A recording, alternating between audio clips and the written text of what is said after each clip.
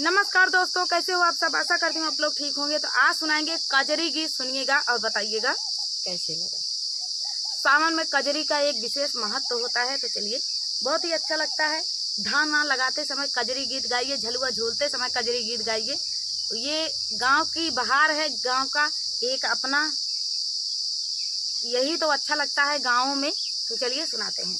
एक से एक जो परदेश में रहते हैं तरस जाते हैं गाँव की झलक देखने के लिए, झलुआ झूलने के लिए तरस जाते हैं। तो चलिए सुनाते। लागते सावना बोलिया बोलाई पापी मोरवा, मोरा मन रहै नाई हरवाना।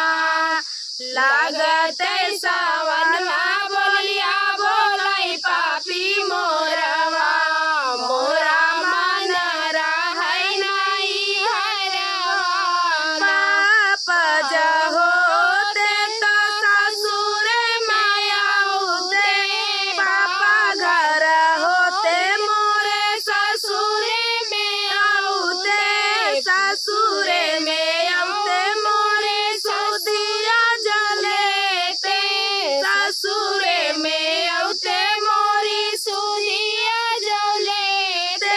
पापा मोरे गए परदेसवाना,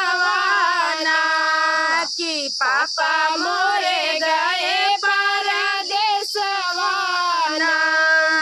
लागतै सावना बोलिया बोलै पापी मोरवा, मोरा मन रहै नाई हरवाना। कि लागतै सावना बोलिया पापी मोरवा, मोरा मन रहै नाई हरवाना। भैया जहोते तो ससुर में आउते, भैया जहोते मोरे ससुर में आउते, ससुर में आउते मोरी सुधिया बोलेते, ससुर में आउते मोरी सुधिया बोलेते। भैया मोरे हिंद के सिपहिया ना, कि भैया मोरे हिंद के सिपहिया ना। लागते सावना बोलिया बोलै पापी मोरवा, मोरा मन रहै नाई हरवाना।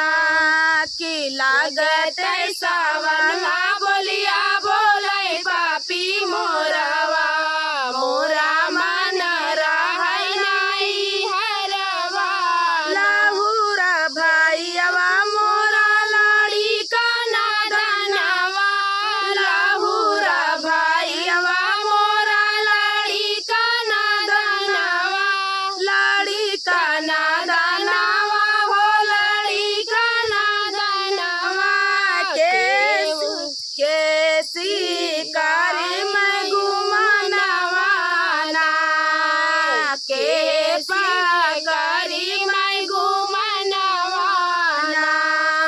लागते सावना बोलिया बोलै पापी मोरवा, मोरा मन रहै नाई हरवाना। लागते सावना बोलिया बोलै पापी मोरवा, मोरा मन रहै नाई हरवाना।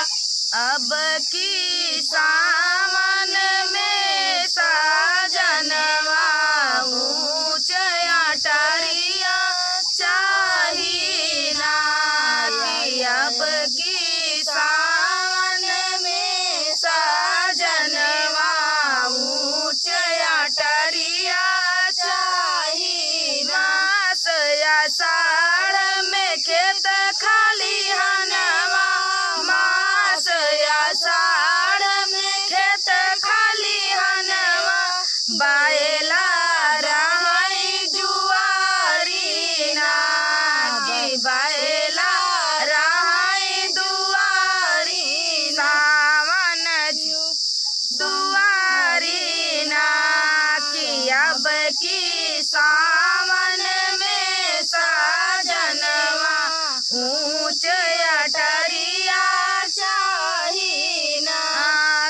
अब की सावन में साजनवा ऊंच अटरिया चाही सावन झूले बांध झूलनवा सावन झूले बांध झूलनवा कदम की डरिया चाही ना कि कदम की डरिया चाही ना कि अब की सावन में साजनवा ऊंच अटरिया चाही भादो भैंस दुआरिया चाही भादो भैंस दुआरिया चाही साथे मथनी कमरिया ना कि साथे मथनी कमरिया बाद में ले बाई बान में लहरिया ताल पोखरिया चाही ना कि बाद में ले बाई बान लहरिया ताल पोखरिया चाही ना कि अब की सावन में साजनवा ऊंच अटरिया चाही कार्तिक अजब बोवैया चाही कार्तिक अजब बोवैया चाही धारा पसेरिया ढैया ना कि धारा पसेरिया ढैया गहन कूटई बांध कुंवरिया गहन कूटे बांध कुंवरिया हम कदुअरिया चाही ना कि अब की सावन में साजनवा ऊंच अटरिया चाही ना कि अब की सावन में साजनवा ऊंच अटरिया चाही ना जेठनी मिली हमारी घर फोरनी सासू हमें दे तू लगाई ना जेठनी मिली हमारी घर फोरनी सासू हमें दे तू लगाई सास ससुर जी से झगड़ा लगावई सास ससुर जी से झगड़ा लगावई रात दिन घर में ये कलह मचावई रात दिन घर में ये कलह मचावई रात दिन घर में ये कलह मचावई हमसे सहिवा नहीं जाई ना कि हमसे सही नहीं जाई जेठानी मिली हमारी घर फोरनी सासू हमें देती हुआ लगाई ना जेठानी मिली हमारी घर फोरनी सासू हमें देती हुआ लगाई सैया से हमारे आगिया लगावई सैया से हमारे आगिया लगावई अपने माटी में वो सब का फसावई अपने माटी में वो सब का फसावई सही सही हम नहीं जाई ना कि हमसे सही नहीं जाई ना कि जेठनी मिली हमारी घर फोड़नी सासू हमें देती हुआ लगाई जेठनी मिली हमारी घर फोड़नी सासू हमें देती हुआ लगाई ना अपना से जेठानी ओ बड़ा की लगावई अपना का जेठानी ओ बड़े की लगावई कुरसी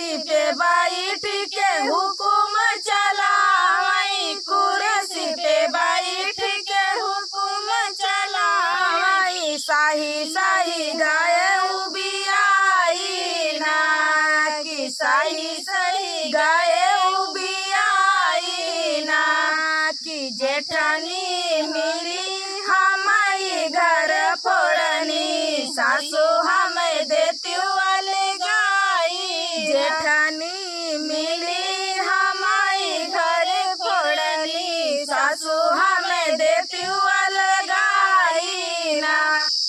अब की सावन में ओ सजनवा, बोला घर कहिया आऊ बना, कि अब की सावन में सजनवा, बोला घर कहिया आऊ बना। पूरब पवन मोरा जिया राजा रे, पूरब पवन मोर जिया राजा रे, बोलिया बोलाई कोयलिया ना, कि बोलिया बोलाई कोयलिया ना।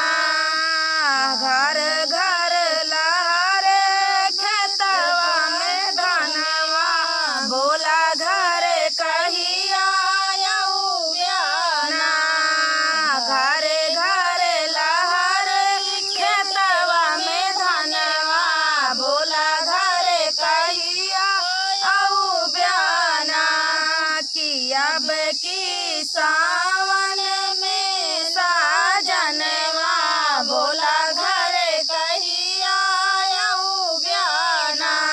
नदी हंसी हंसी झूला झूलाई, नदी हंसी हंसी झूला झूलाई, नदी हंसी हंसी झूला झूलाई, वही आम के डरिया ना, रिम झिम बूंद पड़ई आंगनवा, बोला घर कहिया आऊ बना। अब की सावन में सजनवा, बोला घर कहिया आऊ बना। हमारे सजन भाई है परदेसी, हमारे सजन भाई है परदेसी, जानी कवन करन वाला, जानी कवन करन वाला। सोची सोची बाहे मोर नयनवा, बोला घर कहिया आऊ बना, सोची सोची बाहेला मोर नयनवा, बोला घर कहिया आऊ बना, कि अब की सावन में सजनवा, बोला घर कहिया आऊ बना, कि अब की सावन